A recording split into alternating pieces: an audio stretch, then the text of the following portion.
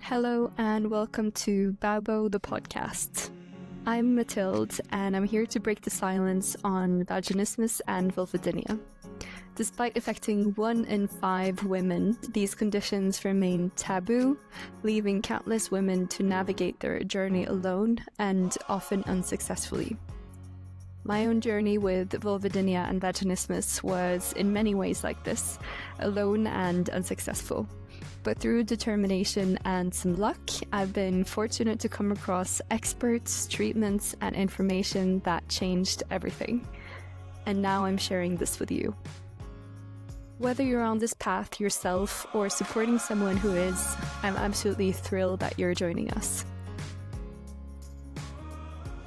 As this year comes to a close, I wanted to record a short episode, partly to reflect and mostly to say thank you.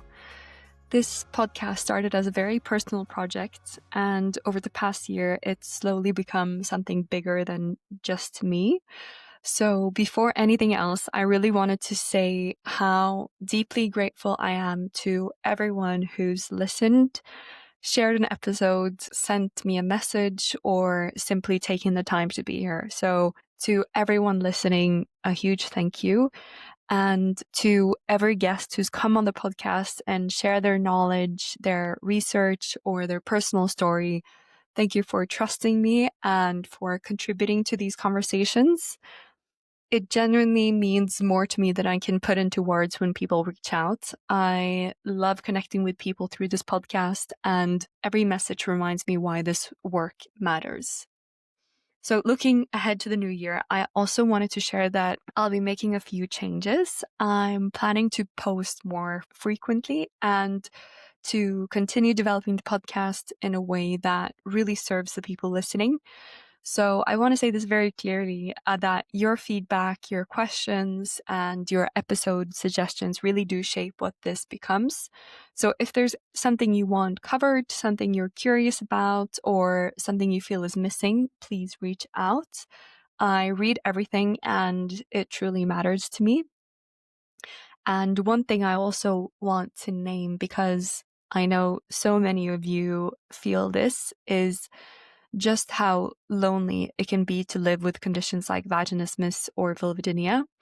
And I've been there myself. There were periods where I felt completely stuck, where I genuinely believed things were never going to get better. It truly felt hopeless at times. And while I'm not fully healed today, I am in a very different place. I experience significantly less pain now, and that shift alone once felt unimaginable. So I share that not as a neat success story, but because I know how important it is to hear that change can happen, even if it's slow and even if it's non-linear. And when I was really in the depths of dealing with this, one of the most impactful things for me was discovering the vulvodynia and vaginismus subreddits. I was honestly blown away by how kind and supportive and engaging people were. These were total strangers showing up for each other with so much empathy and generosity. And at one point, I even initiated a group call, and I still think about that experience. It was really special, really lovely, just being able to speak openly out loud with other people who truly understood what I was going through. That moment really stayed with me, and in many ways it planted the seed for this podcast. So I just wanted to say that if you ever feel like talking, I am so open to that. You can reach out to me and we can just have a chat. No fixing, no pressure, just connection.